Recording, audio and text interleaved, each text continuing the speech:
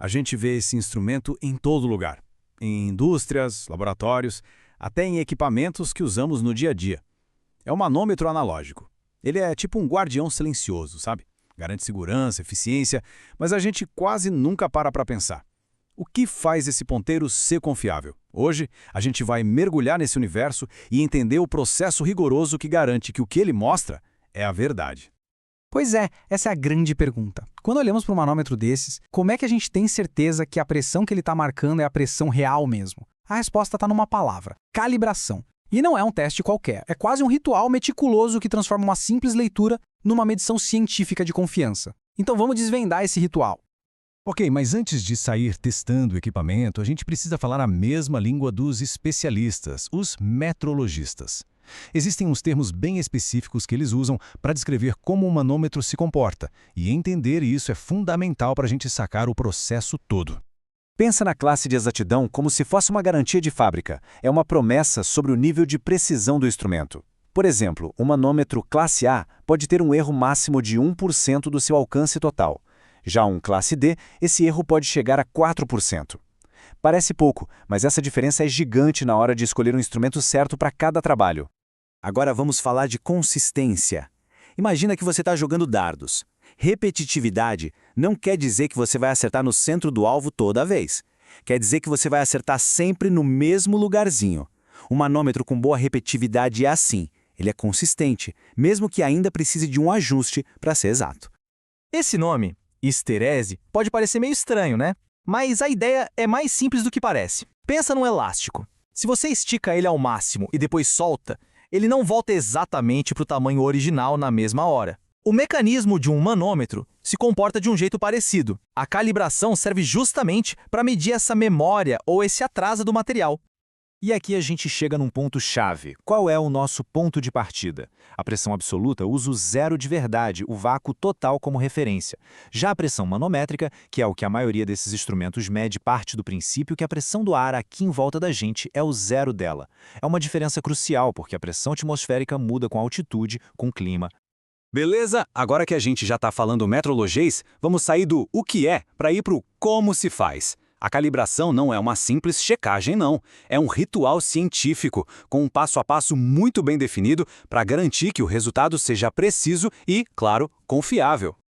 E olha, cada um desses passinhos aqui é super importante, nada é por acaso. A limpeza, por exemplo, é essencial para não contaminar o equipamento padrão, que é mega sensível. O posicionamento garante que a gente está medindo do jeito que ele vai ser usado no dia a dia. E a diferença de altura é uma correção matemática para compensar o efeito da gravidade no fluido do padrão. Pensa só, até isso é levado em conta. Bom, e aqui a gente chega no coração do processo. Exercitar o manômetro serve para estabilizar todo o mecanismo interno. Dar aquela batidinha de leve no vidro é para garantir que o ponteiro não está grudado por algum atrito. E o mais importante, fazer um ciclo completo de subida e descida da pressão é o que permite medir aquele efeito de histerese que a gente falou. E repetir tudo de novo é para garantir a repetitividade dos dados. Certo. Agora a gente entra numa parte que é assim, a essência da ciência da medição. Nenhuma medição é perfeita. E o objetivo da metrologia não é eliminar o erro, porque isso é impossível, mas sim medir, quantificar esse erro de um jeito científico e confiável. A parada não é buscar um número perfeito, cravado. Isso não existe. O lance é ter um resultado confiável. Isso significa saber e declarar quais são os limites, qual a margem de erro dentro da qual o valor verdadeiro provavelmente está. Essa honestidade sobre as limitações é o que torna uma medição realmente científica. E essa tal de incerteza, ela não aparece do nada, né? Ela é uma soma de várias pequenas fontes. O próprio equipamento padrão que a gente usa para calibrar tem sua própria incerteza. A consistência do manômetro, a dificuldade de ler exatamente entre os risquinhos na escala, até uma pequena variação na temperatura do laboratório, tudo isso entra na conta da margem de erro final. E no final, o resultado vem assim, olha que interessante. Ninguém vai dizer a pressão é 150 psi, ponto. O jeito certo, o jeito científico de falar é a pressão é 150 psi, com uma incerteza de mais ou menos 0,2 psi. Isso quer dizer que a gente pode afirmar com um grau altíssimo de confiança que o valor real está entre 149,8 e 150,2 psi.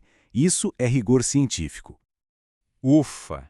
Depois de todo esse ritual, de todos esses testes e cálculos, o que a gente tem na mão? O que materializa toda essa ciência? Isso aqui não é só um papel, não. O certificado de calibração é como se fosse o RG metrológico do manômetro. Nele estão todos os dados, os erros encontrados em cada ponto, os cálculos de incerteza. É o documento que prova que aquele instrumento é uma ferramenta de medição confiável e rastreável. E no final das contas é isso. Todo esse processo gigantesco serve para transformar o simples movimento de um ponteiro numa escala em algo muito mais poderoso. Uma medição em que se pode confiar para tomar decisões importantes, para garantir a segurança de um processo, para controlar sistemas complexos. E tudo isso faz a gente pensar, né? Desde a balança do supermercado até o termômetro que a gente tem em casa. Quantos outros objetos que parecem super simples no nosso dia a dia escondem por trás todo um universo de ciência, de calibração e de busca pela precisão só para que a gente possa confiar neles? É algo para se pensar.